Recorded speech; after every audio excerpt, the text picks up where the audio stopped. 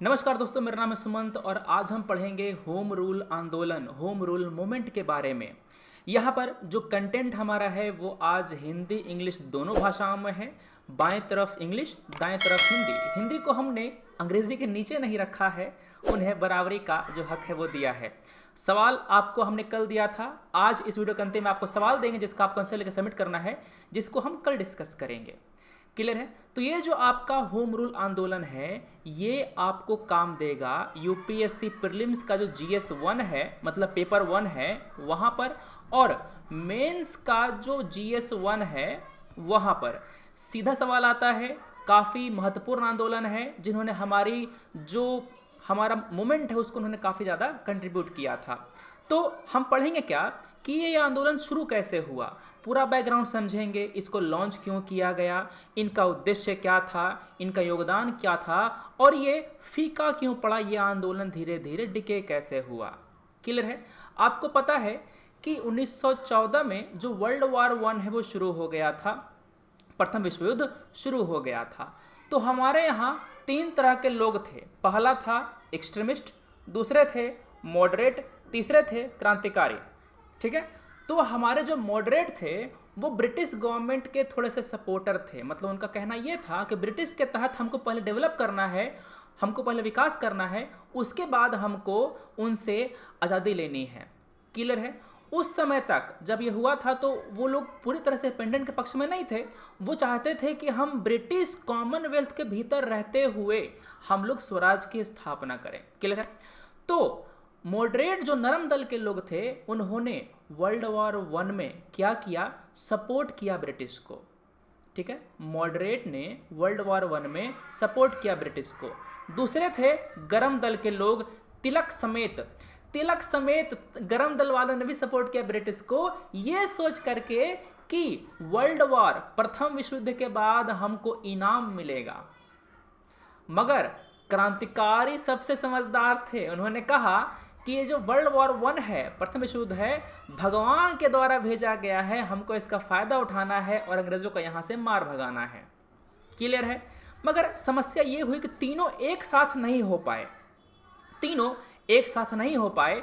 अभी Lucknow pact sign होना बाकी था। लखनऊ का जो है ना समिट, कांग्रेस का 1916 वाला, वो होना बाकी था, जहां पर ये कांग्रेस का जो नरम दल गरम दल है वो साथ होना अभी बाकी था। क्लियर है? तो हुआ क्या, जो आंदोलन है, एक बड़ा कोई आंदोलन छिड़ नहीं पाया, वर्ल्ड वॉर 1 का हम फायदा उठा नहीं पाए। क्लियर है? जो क्रांतिकारी वो अपना काम करते रहे, मॉडरेट अपना काम करते रहे, और जो गरम दल वाले हैं वो अपना काम करते रहे। क्लियर है? मगर समस्या क्या हुई, वर्ल्ड वॉर के दौरान, प्रथम विश्व युद्ध के कारण होता क्या है कि रिसोर्स डाइवर्ट किया जाता है वॉर फ्रंट पर। जहां पर युद्ध होता है वहां पर रिसोर्स को, खाना पहनना, सबको वहां ट्रांसफर किया जाता है। तो जो हमारा मार्केट है वहां पर सप्लाई घट जाता है।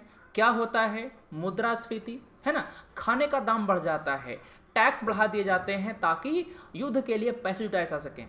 टैक्स बढ़ गया, खाने का दाम बढ़ गया, मुद्रास्फीति आ गई, और क्या हुआ सर, जो जनता है उसमें आक्रोश आया कि हमको क्यों शामिल किया। ससुर के नाते हमारा तो युद्ध नहीं है, हमको मतलब ही नहीं है, हम ही को गुलाम बनाने के लिए हम ही को शामिल कर लिया। समझ रहे बात? तो यहाँ पर ये समस्या की बात है।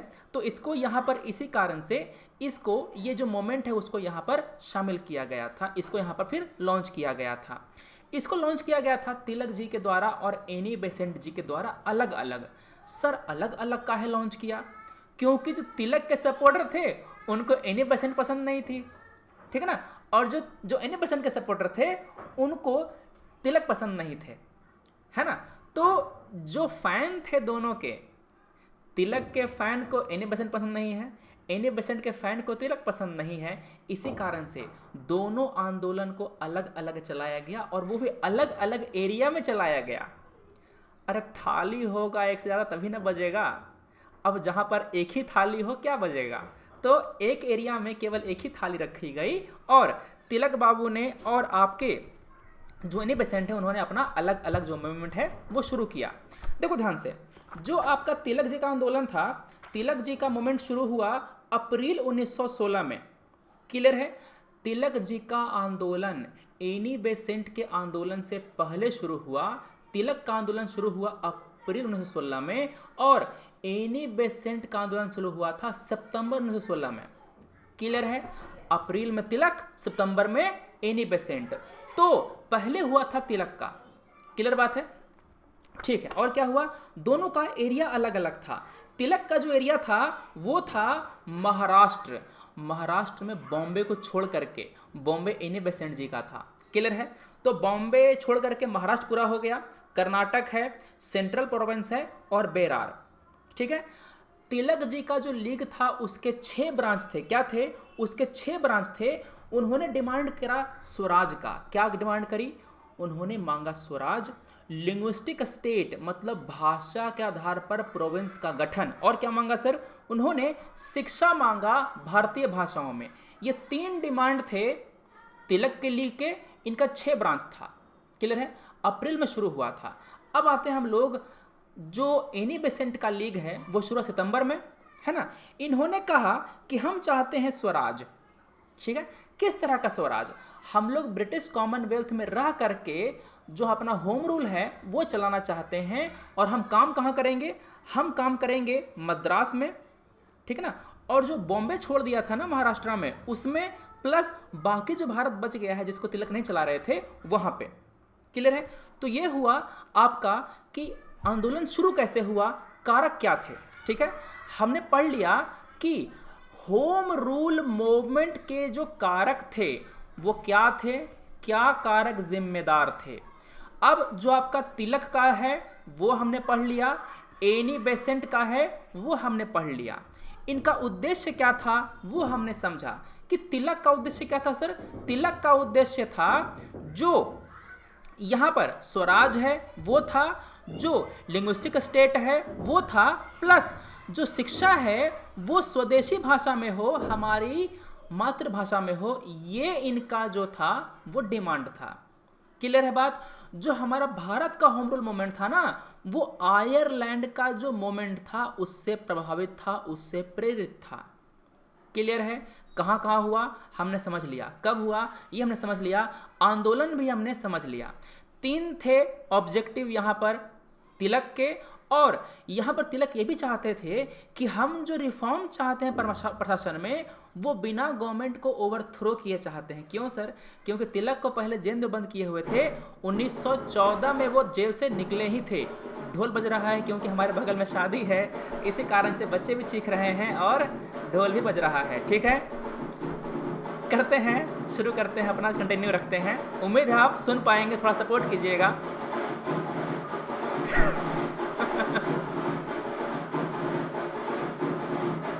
ठीक है। क्या करूं?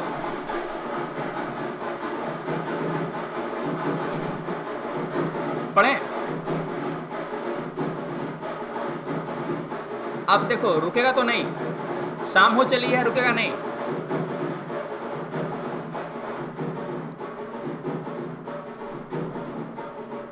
पढ़ लेते हैं, है ना, चलो पढ़ लेते हैं। तो इन्होंने कहा क्या, तिलक ने कहा कि हम प्रशासन में रिफॉर्म चाहते हैं, वो भी बिना हिंसा किए, बिना सरकार को उखाड़े।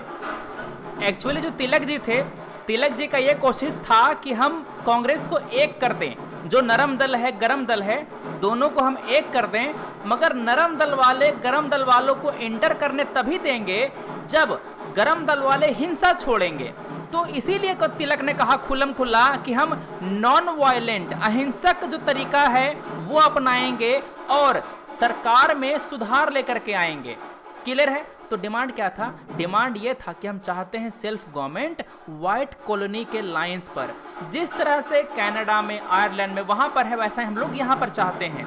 ठीक है, हम चाहते हैं पॉलिटिकल एजुकेशन को प्रमोट करना, राजनीतिक शिक्षा, सरकार कैसे काम करती है, क्या खराबियां हैं, जनता को जगाना, ये मेन उद्देश्य था, ये मेन ऑब्जेक्टिव था हमारे होम रूल मूवमेंट का।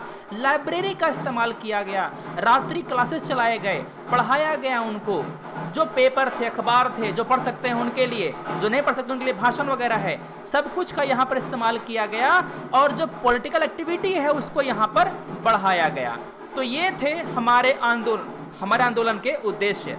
ठीक है, चलो, तो हमारा सवाल का एक जो पार्ट है वो हो गया, क्या हो गया, जो इंट्रो हो गया हमारा, ऑब्जेक्टिव हो गया हमारा।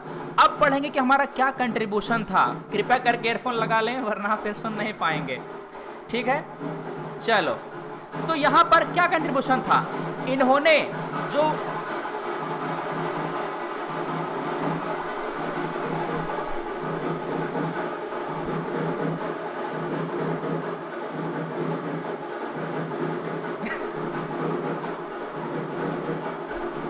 ठीक है, कंटिन्यू करते हैं अपना, आज तो पढ़ा के मानेंगे, ठीक है। इन्होंने किया क्या ना कि जो वॉइड है इसको उन्होंने फिल किया। हुआ क्या था कि आपका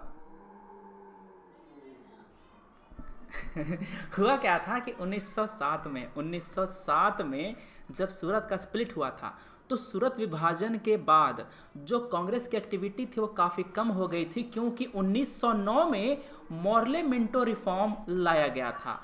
अब मॉर्ले मिंटो रिफॉर्म जैसे ही अनाउंस हुआ वैसे ही मॉडरेट खुश हो गए, अरे वाह वाह वाह, रिफॉर्म आने वाला है, हमारे सारे दुख दूर होने वाले हैं, है ना। तो यहाँ पर उन्होंने जो स्वदेशी आंदोलन था उसको उन्होंने धीरे धीरे दूर हो जाने दिया, उसको धीरे धीरे उन्होंने मर जाने दिया। क्लियर है। तो जो पॉलिटिकल इनएक्टिविटी है उसको तोड़ने का इन्होंने बहुत अच्छा काम किया इस आपके होम रूल मूवमेंट ने, ठीक है ना। गवर्नमेंट ने सताया था, इस कारण से भी पॉलिटिकल एक्टिविटी काफ़ी कम हो गई थी।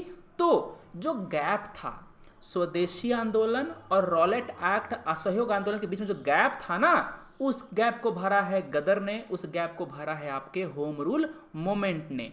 इन्होंने एक जो ऑर्गेनाइजेशनल लिंक है वो बनाया। हमारा शहर और गांव दोनों अलग अलग था, दोनों में उतना लिंक नहीं था, तो शहर और गांव के बीच में जो संबंध है ना उसको मजबूत किया। क्योंकि शहर के जो पॉलिटिकल एक्टिविस्ट थे गांव में गए, वहां उन्होंने लोगों को एजुकेट करना शुरू किया, उन्हें बताना शुरू किया कि तुम्हारे दुख के पीछे यही ब्रिटिश लोग जिम्मेदार हैं, स्वराज मांगो। क्लियर है। तो ये जो संगठनात्मक संबंध जो बना है, ये जो आपका संगठन बना है ना, इसका गांधी जी ने भरपूर फायदा उठाया। चूंकि पहले से इनको बनाया बनाया संगठन मिला हुआ है, तो गांधी का जो है ना आंदोलन डे 1 से हिट रहा। समझ गए बात। तो यहां पर पहली बात तो ये हो गई कि जो गड्ढा है वो भरा, दूसरा है कि संगठन का निर्माण किया, तीसरा है कि जो स्वराज का जो आइडिया है इसको पॉपुलराइज किया। क्या किया, स्वराज का जो आइडिया है उसको और बढ़ाया, लोगों में इसके बारे में जागरूकता फैलाई कि मतलब क्या होता है स्वराज का। क्लियर है। दूसरी बात, जो नेशनलिस्ट राष्ट्रवादी एटमॉस्फेयर है ना, इसको हमारे यहाँ खूब फैलाया। लोग चीखने लगे एकदम हमको तो चाहिए आज़ादी अब ब्रिटिश गवर्नमेंट से, सब उसमें त्रस्त थे। इसके कारण जो समस्या थी ना युद्ध के कारण, उस कारण से। क्लियर है। तिलक और बेसेंट दोनों चाहते थे कि जो गरम दल हैं उसको कांग्रेस में शामिल किया जाए, और इन्होंने काफ़ी अच्छा रोल प्ले किया था लखनऊ पैक्ट को साइन करने में। चूंकि इन्होंने अपना आंदोलन शुरू कर दिया था तिलक ने और एनी बेसेंट ने, तो इनकी बातों में वजन आ गया था। ठीक है। तो इनके ही सपोर्ट से, इनके ही मतलब कि जो है ना इफर्ट से कांग्रेस में गरम दल को शामिल किया गया, प्लस जो लखनऊ पैक्ट है शामिल किया गया मुस्लिम लीग और कांग्रेस के बीच में, जिससे कि मुस्लिम लीग और कांग्रेस दोनों साथ में काम करना शुरू किए एक कॉमन एजेंडा के साथ। ठीक है। गांधी जी ने ये जो संगठन बनाया था, ये जो कैडर बना, जो पॉलिटिकल कैडर क्या होता है सर, वो लोग जिनको हमने शिक्षित किया है, जो नेता हमने पैदा किया आंदोलन में, उसका गांधी जी ने भरपूर इस्तेमाल किया अपने रॉलेट एक्ट में। इस एक लाइन पर पहले यूपीएससी क्वेश्चन पूछ चुका है, शायद 16 या 17 में, देख लेना उसको। ठीक है ना। तो जो हमारा रॉलेट सत्याग्रह था ना, इसमें गांधी जी ने इस कैडर का, इस हमारे जो नेता पैदा हुए उनको उन्होंने इस्तेमाल किया। तो ये होगा क्या, कंट्रीब्यूशन। होम रूल का कंट्रीब्यूशन क्या था ये हमने यहाँ पर देख लिया। ठीक है। चलो अगला क्या है कि आखिर क्या कारण है कि ये आंदोलन मरा, आखिर क्या कारण है कि एक आंदोलन फेड हो गया। पहला, गवर्नमेंट ने अपना जो रिफॉर्म का एजेंडा है पब्लिश कर दिया। जुलाई 1918 में उन्होंने कहा कि चेम्सफोर्ड रिफॉर्म आने वाला है। 1919 में जो था ना reform, government of India act जो है ना 1919 वाला, ये रिफॉर्म को इम्प्लीमेंट करता है। एक्चुअली रिफॉर्म को पहले ही अनाउंस कर दिया गया था। पहले मोदी जी भाषण देते हैं ना, उसके बाद ना लॉ पास होता है। नहीं सर, कहाँ भाषण देते हो, तो रात बजा के एकदम डिमोनेटाइजेशन कर देते हैं। पहले रिफॉर्म को अनाउंस किया जाता है, इस पर चर्चा होती है, उसके बाद इस रिफॉर्म को इम्प्लीमेंट करने के लिए कानून पास होता है। फॉर एग्जाम्पल, जो आपका 1928 में सैमन कमीशन था वो आया था, फिर राउंड टेबल कॉन्फ्रेंस हुए थे, 3 कॉन्फ्रेंस हुए थे। क्यों हुआ था? 1919 के कानून को रिप्लेस करने के लिए, भारत में एक नया संविधान का निर्माण करने के लिए क्या क्या होना चाहिए, क्या क्या ज़रूरतें हैं, इन सब बातों को डिस्कस करने के लिए 3 राउंड टेबल कॉन्फ्रेंस हुए थे। इसके बाद जाकर के 1935 का जो एक्ट है ना, गवर्नमेंट ऑफ इंडिया एक्ट, ये पास हुआ था। आज की गवर्नमेंट इतना करती है क्या? नहीं। कहाँ डिस्कस करती है? बिल पेश करती है, फट से पास हो जाता है। समझ रहे हो बात? सीखना चाहिए हमें कुछ ब्रिटिश से, पार्लियामेंट्री सिस्टम के बारे में काफ़ी कुछ सीख सकते हैं अभी भी उनसे हम लोग। क्लियर है बातें? तो इससे क्या हुए, मॉडरेट खुश हो गए, उनको लगा कि यार 1909 में धोखा मिला था, 1919 में धोखा तो नहीं मिलेगा। तो उन्होंने कहा कि नहीं नहीं, तुम लोग लड़ो, हम आते हैं खा के। तो मॉडरेट लोग चले गए और खाते रह गए, वो लोग आए ही नहीं, उन्होंने आगे पार्टिसिपेट ही नहीं किया। तो आपका जो होम रूल आंदोलन है ना, धीरे धीरे क्षय होना, डिके होना शुरू हुआ। अब एनी बेसेंट को समस्या थी कि हम इस जो संविधान का जो रिफॉर्म आ रहा है उसको हम सपोर्ट करें कि एक्सेप्ट करें। अगर एक्सेप्ट करती तो आंदोलन मर जाता, अगर एक्सेप्ट नहीं करती तो आंदोलन चलता रहता। मगर पूरे मन से उन्होंने इसको नकारा भी नहीं, तो ढंग से काम भी नहीं किया। तो एनी बेसेंट की जो कमजोरी है वो इस आंदोलन को ले डूबी। तिलक जी चले गए इंग्लैंड। अब तिलक जी अपने काम से इंग्लैंड गए केस के सिलसिले में, वहाँ से लौटे ही नहीं। अब नेता ही नहीं रहा दोनों, तो काम कैसे हो? तो पूरा जो आंदोलन है वो हो गया लीडरलेस, और जो दंगे होने शुरू हुए दबादब। तो इसी कारण से जो आपका आंदोलन है वो धीरे धीरे कमज़ोर पड़ गया, धीरे धीरे आंदोलन खत्म हो गया। क्लियर है? अब जहाँ पर नेताजी बने सारे, उनको इस्तेमाल किया गांधी जी ने रॉलेट एक्ट सत्याग्रह में। ठीक है, शुरू हो जाओ।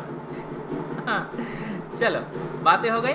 तो यहाँ पर क्या हुआ, ये जो आंदोलन है इससे हमारे यहाँ पॉलिटिकल एक्टिविटी तो बढ़ी, जो पॉलिटिकल एक्टिविटी है ये तो बढ़ी, हमारे देश में एक गैप को फिल किया, जो एक नया काडर था वो बनाया, मगर अपना जो एम है उसको हासिल नहीं कर पाया।